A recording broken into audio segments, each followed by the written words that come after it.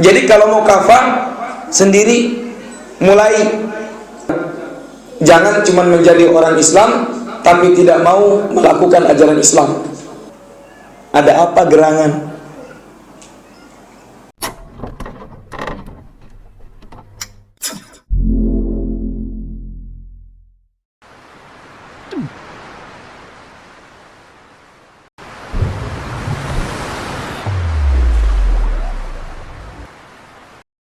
Hayya 'alal falah.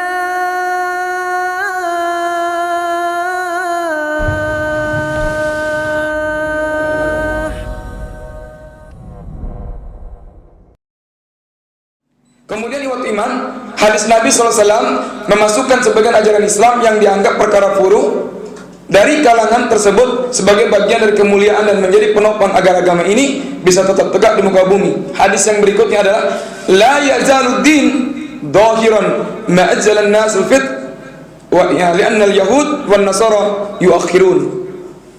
Agama ini akan senantiasa tegak selama kaum muslimin menyegerakan berbuka, karena kaum Yahudi dan Nasrani mengakhirkan berbuka puasa. Ya Pak, sahur duluan, bukanya belakangan. Perintah Nabi gimana? Sahur belakangan, buka duluan. Orang Yahudi enggak, belakangan bukanya. Belakangan Pak. Al-Id Ad-Din Ibn Abdul Salam rahimahullah mengatakan, tidak boleh mengatakan salah satu bagian syariat ini sebagai kusur.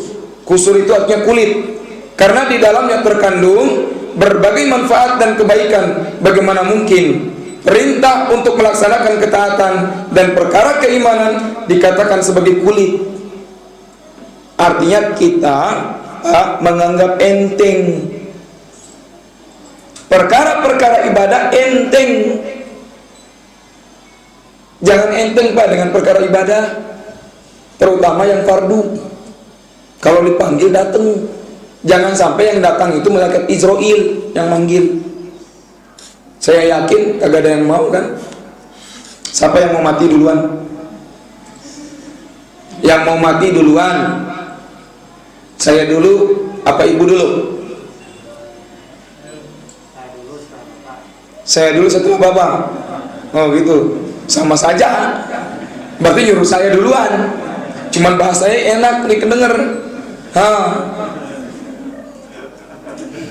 Saya dulu setelah bapak. Iya, enak itu. Enak banget. Ada yang kayak begitu mau? Nggak apa-apa. Kalau saya dulu setelah bapak boleh, nggak apa-apa. Ayo. Jadi waktu iman, ya, jangan sebagian aja. Jangan sebagian. Sholat fardu itu ada rawatibnya enggak? Nabi pernah ninggalin enggak? Nabi pernah ninggalin rawatib. Tapi kalau musafir Pak. Kalau enggak musafir, Nabi enggak. Nabi yang tidak meninggalkan sholat rawatib itu subuh, walau musafir sekalipun. Kita tinggalin semua, ya Pak. Luar biasa Pak. Kita milah-milih, ya. Saat ini kita bisa melaksanakan qiyam Ramadan. Nanti di luar bulan Ramadan bisa nggak qiyamul lail? Insya Allah melulu. Diusahakan. Itu melulu dari dulu sampai sekarang kalimatnya diusahakan, insya Allah. Tapi kagak bangun-bangun. Giliran kencing malam bangun. Ya kan Pak ya? Datang ke Ustaz, gimana cara bangun malam? Kalau nanya ke saya jawab lagi, Pak, bangun kencing malam nggak bangun? Kenapa nggak sekalian sholat? Isyarat dari Allah tidak didengar. Tapi giliran nggak kasih isyarat, ini Allah nih nggak kasih, ini nggak adil nih. Udah saya udah pengen banget sholat qiyamul lail. Dua. Baik waktu iman.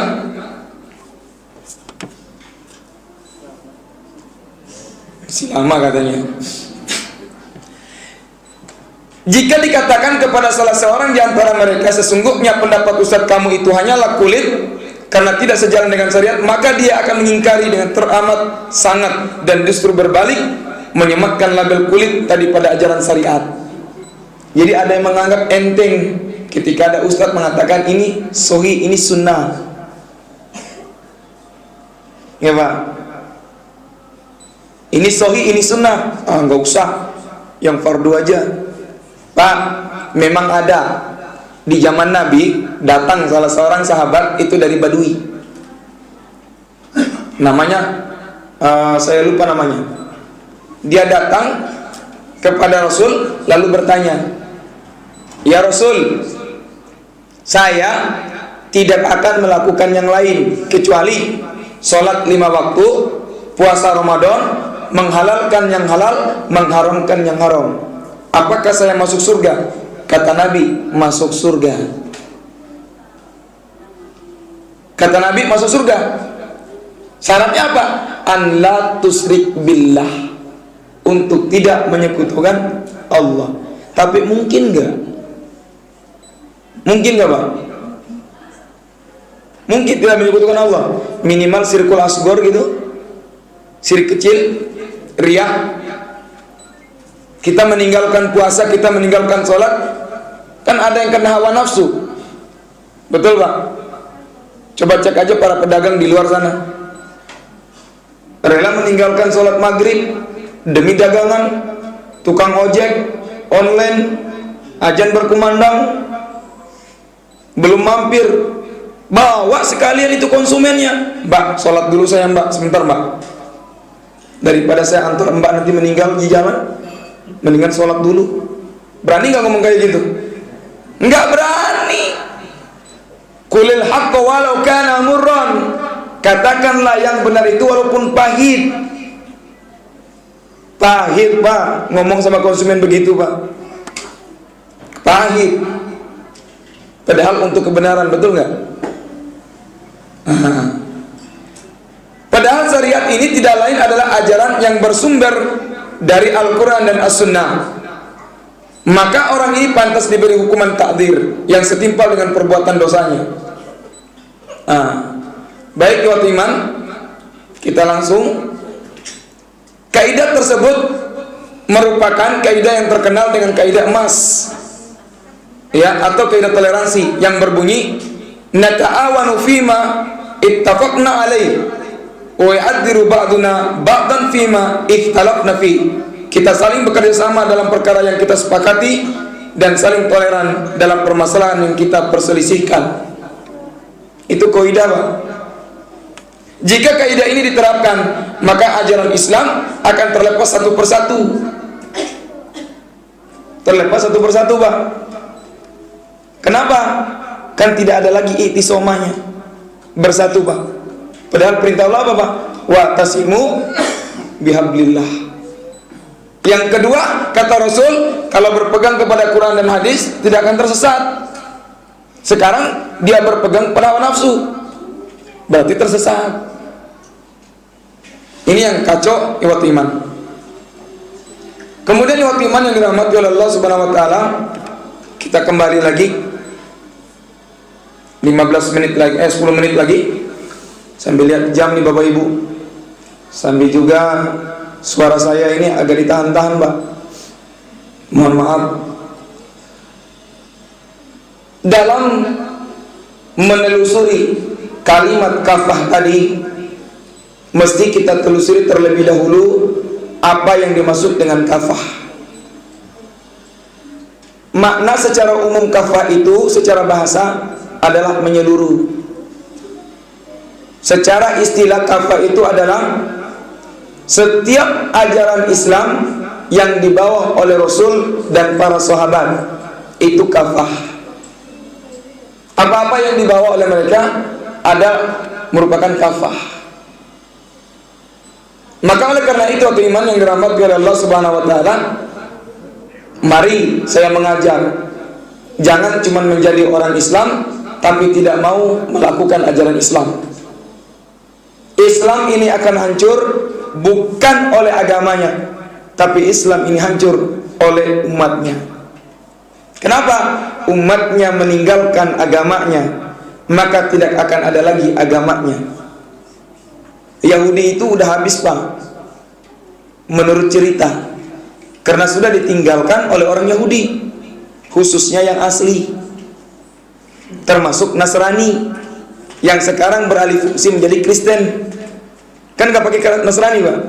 Ada nggak dalam Al-Quran Kristen, Pak? Nggak ada. Di dalam Al-Quran apa? Nasrani, Nasoro. Sekarang ada nggak Nasrani? Nah, itu dia, Pak. Nggak ada.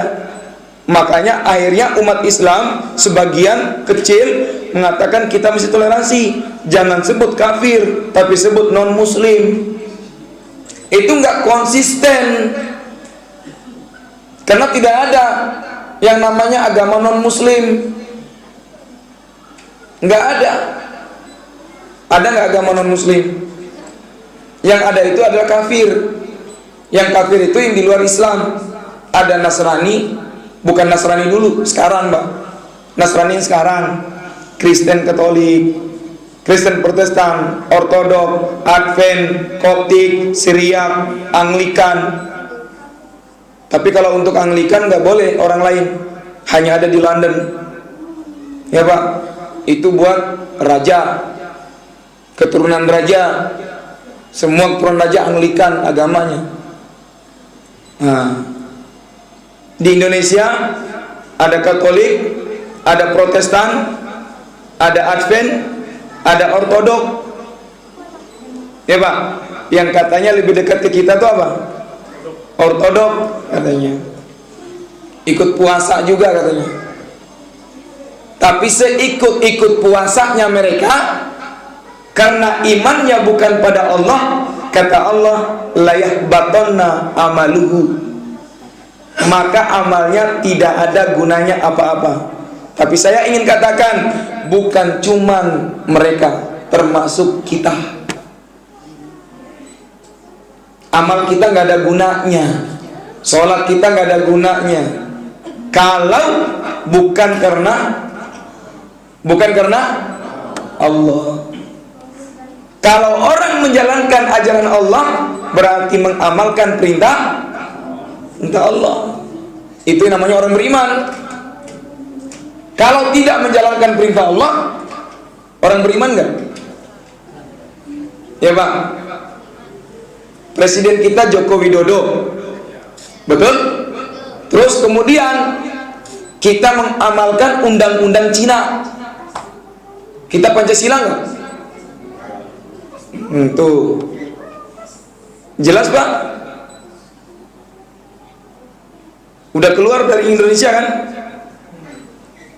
Undang-undang Indonesia aja undang-undang Belanda. Indonesia belum melahirkan undang-undang sendiri. Adapun itu sedikit, kalaupun ada. Tapi masih undang-undang Belanda. Sedangkan Malaysia yang dijajah oleh Inggris, undang-undangnya sendiri, nggak pakai undang-undang Inggris. Ada apa gerangan? Orang Islam undang-undangnya Quran Sunnah, masih nyampur dengan ajaran yang lain, ajaran Kristen, ajaran Yahudi, ya, seperti halnya Sunda Wiwitan itu kan ajaran natural yang masuk dalam paganisme, bukan Islam. Biar jelas aja saya ngomong di sini, biar belak-belakan aja. Tidak disebut Islam, berbahaya nanti, karena isinya banyak dengan kemusyrikan. Sedangkan syirik itu dibolehkan nggak dalam Islam? Haram. Lebih baik tidak musyrik. Lebih baik tidak musyrik, Pak. Kalau tidak musyrik, dia tidak sholat, masih bisa masuk surga. Masih bisa masuk surga, Pak. Masih bisa. Nanti ada 7 golongan, Pak, yang ditolong oleh Allah, kena syafaat. Ada 7 golongan, yaitu salah satunya adalah orang yang di dalam hatinya tidak ada kemusyrikan, tapi dia tidak beribadah, hanya ada keimanan kepada Allah. Dia nggak sholat, tapi dia dimasukkan dulu ke neraka, mau nggak? Itu aja. Kalau mau monggo. Mau bang? Bu, mau nggak bu? Dalam 1 detik dibakar, hancur, ganti dengan kulit baru, masuk di air yang mendidih, minumannya air nanak yang panas, makanannya dari buah huldi yang isinya itu seperti duren, ada duri-durinya, yang kalau masuk ke mulut itu duri keluar, ketika waktu masuk masih kecil, sampai ke dalam ternyata panjang. Siap gitu? Siap pak? Saban hari disetrika pak, seperti laundry. Mau pak? 1 hari di dunia berapa pak? 1000 di sana. Mau? Kalau mau monggo, jangan cuma begidik sekarang doang. Nggak mau. Tapi masih mengamalkan ajaran. Jangan dicampur pak. Dilarang oleh agama Islam. Wala talbisul haqqo bil batil wa taqtumul haqqo wa antum ta'lamun. Jangan engkau campur antukan antara hak dan batil, sedangkan kamu tahu itu adalah hak, tetapi engkau menutupinya sedangkan engkau juga tahu. Ya iman yang dirahmati Allah Subhanahu wa taala, pas tinggal 2 menit. Yang pertama, buka surat Tahrim ayat 6. Mula-mula dari diri kita sendiri dulu. Ya ayyuhalladzina amanu qu anfusakum, jaga dirimu. Lalu kemudian masuk ke keluarga, wahlikum naro. Itu mulai Pak dari situ. Konsep umumnya masuk di ayat tadi, wa ta'awanu 'alal birri. Yang berikutnya untuk menjalankan wa ta'awanu, maka lari ke surat Al-Asr, wa tawassaw bil haqq wa tawassaw bis sabar. Itu ya. Jadi kalau mau kafah sendiri, mulai ajak keluarga. Di rumah suami, mama bangun sholat tahajud bareng-bareng. Ini enggak, yang bangunin istrinya. Ada yang begitu Pak, yang dibangunin oleh istrinya. Karena biasanya istri lebih cepat dulu bangun. Kenapa? Karena tidurnya duluan. Jam 8 udah tidur. Bapak bisa mulai dari diri dulu. Ngajak istri, ngajak anak bareng-bareng. Di buka puasa begini bisa bareng-bareng. Buka bersama dengan anak, dengan istri bisa. Saya ingin buka berjamaah di masjid, silakan istri jamaah di masjid. Bawa istri, bawa anak bareng-bareng. Kata yang punya masjid, apa kata pengurus masjid? Ini mah bukan mau iftar jama'i, mau makan jamaah. Numpang makan. Nah, ini suzon DKM-nya. Ini suzon DKM-nya. Maka DKM-nya itu kena dosa. Karena makanan yang dipunyai DKM bukan dari DKM, tapi dari sumbangan masyarakat. Harus dikembalikan ke. Nah itu. Jangan sampai itu ada itu. Mungkin dia pingin ngajarin istrinya, anaknya, ya hal-hal yang baik. Itu Pak, mulai dari diri sendiri. Kedua, baru kita bersama-sama Pak. Ayo bersama-sama. Konsep bersama-sama itu wata'awanu, supaya jalan watawasau bil haq. Kalau nggak ada watawasau bil haq, cuma ta'awun aja, selesai. Contoh kayak begini, ada orang minta ke kita, bantu saya dong, saya nggak punya duit. Bapak ngasih duit itu boleh, tapi kalau bisa uang yang dikasih itu membuat dia tidak minta lagi. Ngerti caranya Pak? Saya ngasih modal nih buat dagang, kembangin ini uang. Itu nolongnya Pak, supaya besok apa? Nggak begini lagi. Karena kata Nabi apa? Tangan di atas lebih baik tangan di bawah. Entar dikasih terus, begini terus. Tapi kan kata Allah dalam Al-Quran surat Duha, orang yang minta-minta nggak boleh dihardik. Betul, nggak boleh dihardik, tapi itu terhina.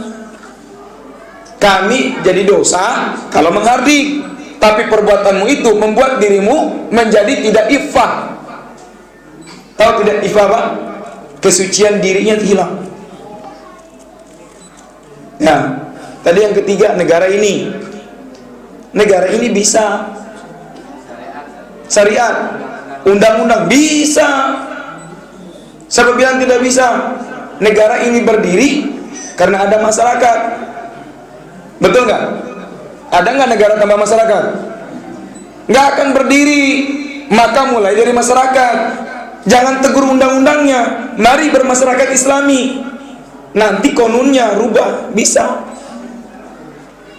Kenapa Allah bilang begini?